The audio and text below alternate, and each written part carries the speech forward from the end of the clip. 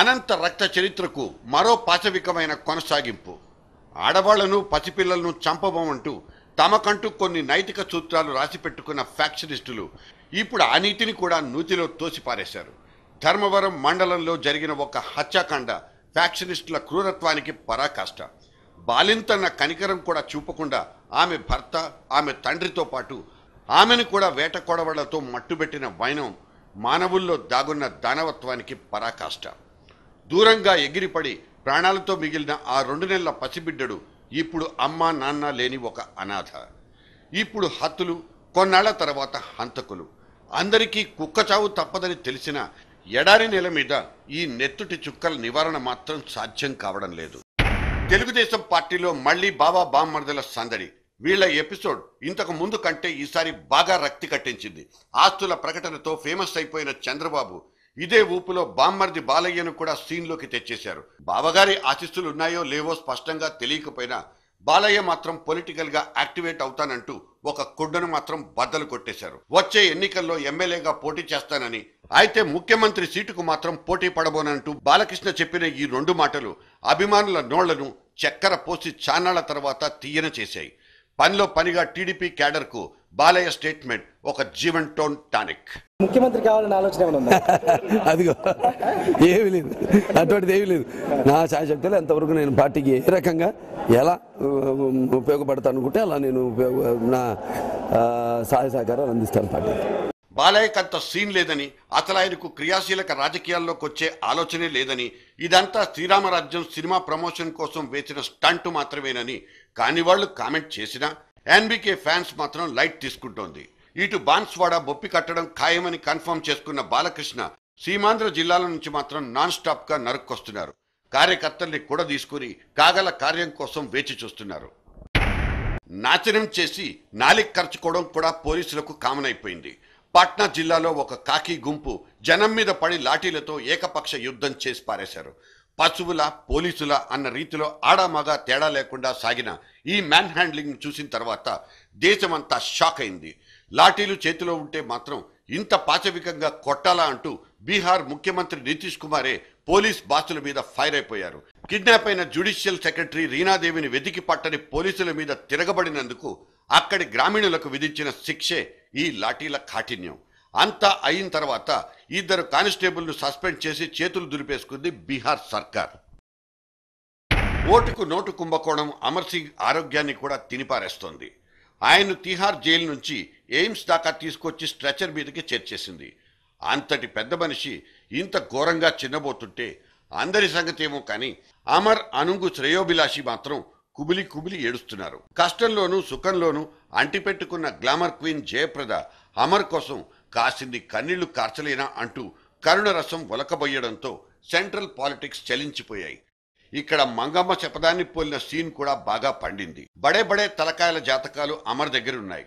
ఆయన ఎక్కువ రోజులు జైల్లో ఉన్నా, అనారోగ్యంతో మంచాన పడినా భూగోళం బద్దలైపోతుంది జాగ్రత్త అంటూ జయప్రద వీర లెవెల్లో ఒక కటింగ్ ఇచ్చింది.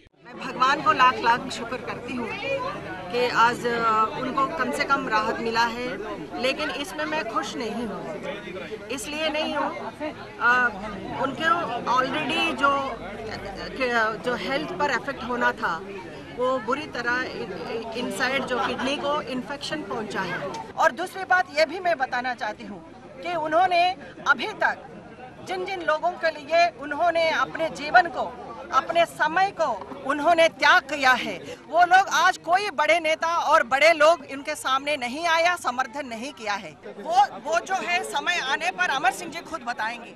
కానీ ఈ సెంటిమెంటల్ కటింగ్ తగలాల్సిన వాళ్లకు తగిలిందా లేదా అన్నది వాళ్లు పడే ఉలికిపాటు తర్వాతే తెలుస్తుంది. తెలుగు సినిమా 80 వసంతాలు పూర్తి చేసుకున్న సందర్భంలో ఇండస్ట్రీకి ఇక్కడొక శుభశకనం కనిపిస్తోంది. ఈ మధ్యకాలంలో కనీ విని ఎరగనంత పచ్చగా వెలిగిపోతూ ఒక్క నెలలోనే 25 సినిమాలు రిలీజ్ అయ్యాయి. అన్ని చిన్నా చితక లో బడ్జెట్ సినిమాలే అయినా ఇంత థిక్ సీజన్ను ఇండస్ట్రీ ఎప్పుడూ చూడలేదు. ఆకాశమే హద్దు, ముగ్గురు, కెరటం, నాకు ఓ లవర్ ఉంది, XYZ.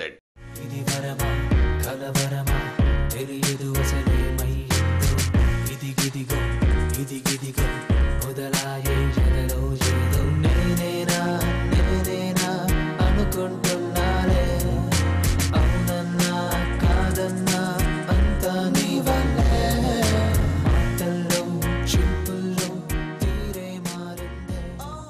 తామర తంపర్లా వచ్చిపడ్డ ఇన్ని సినిమాల వెనక ఏదైనా బలమైన కారణం ఉందా? అంత బలమైంది కాకుండా ఆరా తీస్తే ఒక ప్రత్యేక రీజన్ అయితే కనిపిస్తుంది. ఆగస్ట్ తర్వాత ఒక్కటంటే ఒక్కటి కూడా పెద్ద సినిమా రిలీజ్ అవ్వకపోవడం, సెప్టెంబర్ చివరి వారం తర్వాత నుంచి మెగా ప్రాజెక్టులన్నీ థియేటర్ల మీద దాడికి సిద్ధంగా ఉండడం చిన్న సినిమాదారుల్ని అలర్ట్ చేసింది.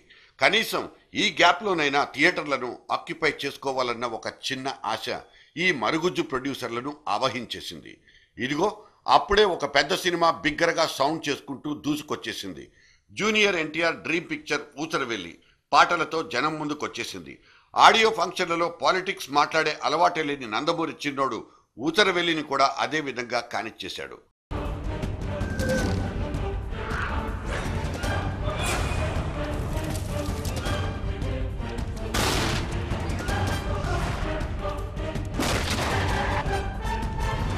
కరెంటు వైర్ కూడా నాలాగే సన్నగా ఉంటదిరా, కానీ టచ్ చేస్తే దాన్నమ్మ షాకే.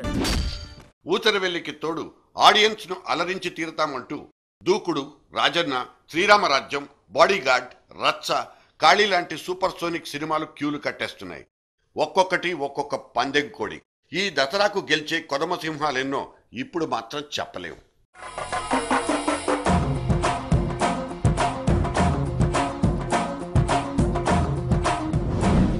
భయానికి మీనింగే తెలియని బ్లడ్ రన్ అది.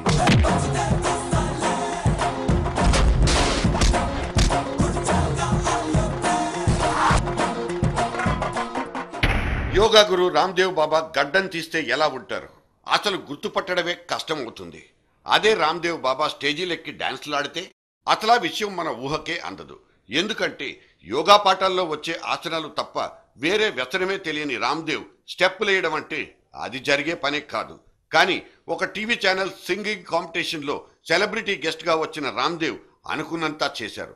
కైలాష్ ఖేర్తో కాలు కాలు కలిపి కొరియోగ్రాఫర్స్కే షాక్ ఇచ్చేశారు. ఇక బాబా గడ్డం దగ్గరికి వద్దాం.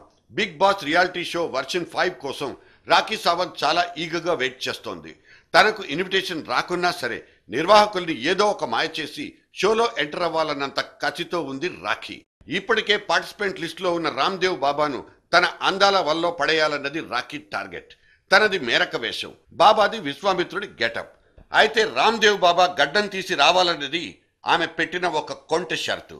అక్కడ అన్నా హజారే లోక్పాల్ బిల్లు మీద సీరియస్ గా ఎక్సర్సైజ్ చేస్తుంటే ఇక్కడ రామ్దేవ్ బాబా సయ్యాటలేంటని జనం మాత్రం విస్తుపోతున్నారు.